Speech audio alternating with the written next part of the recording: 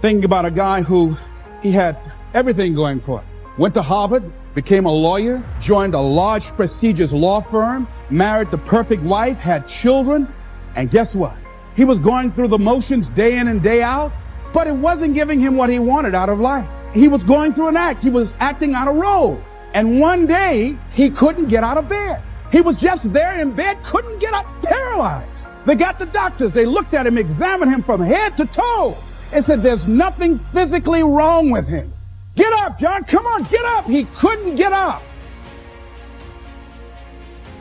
Many times when life calling on us to change and to grow and to expand, we said, no, I don't want to hear that. No. We resist that. So we can go back to that lifestyle of mediocrity. We resist that change, that growth. We go back so we can go back to sleep. What is the focus of your life? What is the focus of your life? In life, you have a critical option. You can take a stand in your life, or you can follow the crowd. A life of achievement, a life that has some meaning. People that are taking a stand in life, they are consciously involved in a process to design a life of substance. People who are following the crowd, these are people that they're just doing what everybody else is doing.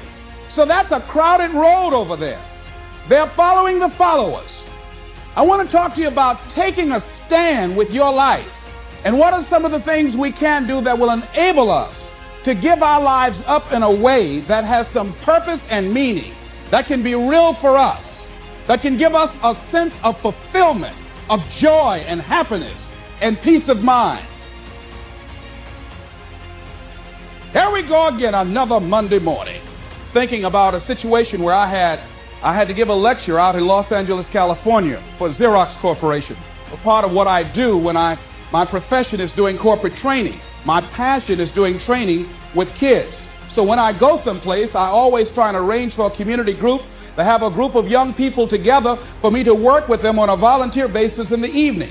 So I decided to go into an area of Los Angeles to talk with someone about doing that. And they suggested that I come to speak at a community center right outside Los Angeles at Carson Community Center. One of the young men that was coming there to organize it, and his mother, he had a twin brother, and he took an interest in me because I have a twin. And his twin brother was the victim of a gang ritual. They brought in a new member in the gang, and he had to prove that he was really with them and committed. And his job was just to select anybody at random and kill them. And he did that as this young guy was coming out of a store. So they told me, Mr. Brown, would you come over and talk to the teenagers here? There's a lot of depression and despair and hopelessness and people feeling powerless about the gangs. And bring with you some handouts and materials so you can do a workshop. I said, well, I'm doing a full day seminar and I'm usually just physically exhausted afterwards. How many people you say you're going to have there? We guarantee at least 400 to 500 people there.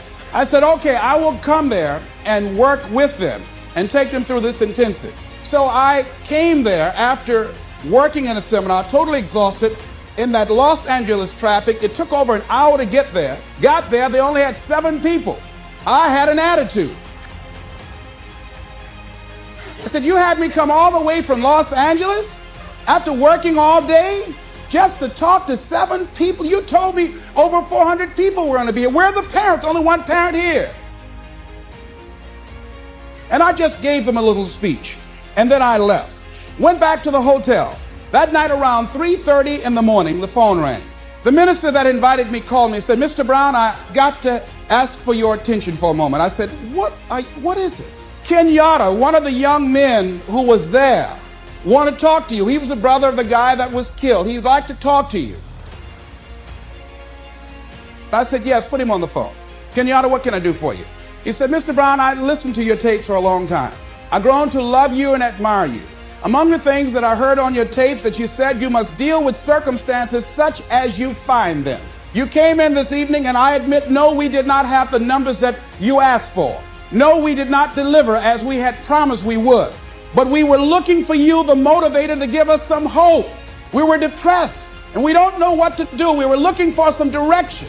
And you were so caught up in pouting with your ego, you didn't give us your best. Now see, part of what won't let us grow in life is, number one, we identify when we get feedback.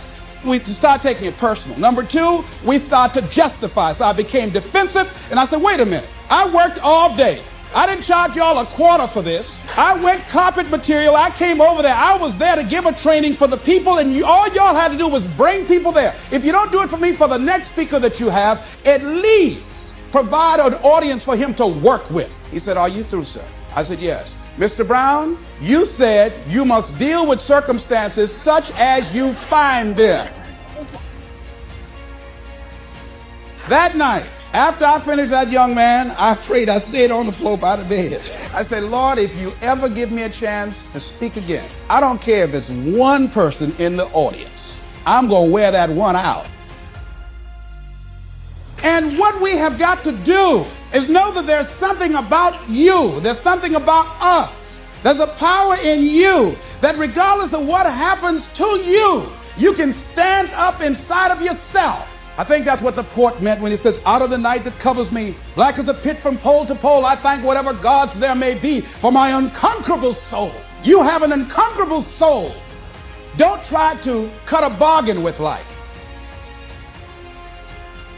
You've got to do what you do because, not with any ulterior motives, that you're going to get some special benefit or some special treatment in the universe. No. Doesn't mean that somebody might not steal your car while you're trying to do some good for somebody. No, there won't be any special light around your car. They will take your car too. All the good people, you're going to go too. You've got to do what you do because that expresses who you are. Do what you do because that's you. The next thing is dedicate your life to something.